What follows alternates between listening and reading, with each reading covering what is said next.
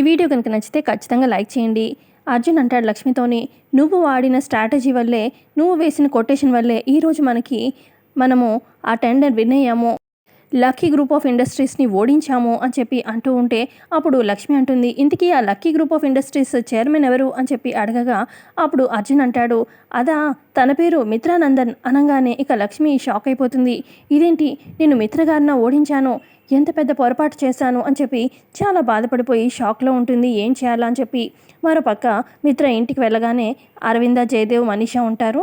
ఇంతకీ ఈ ప్రాజెక్ట్ మనకే వచ్చిందా, టెండర్ ఏమైంది అని చెప్పి అడగగా ఇక అప్పుడు మిత్ర అంటాడు, లేదు మామ్, మనకి ఆ టెండర్ రాలేదు, కానీ అసలు జస్ట్ 1 డిజిట్తోని మనం టెండర్ మిస్ అయ్యాము. అది కేవలం లక్ష్మికి మాత్రమే తెలుసు.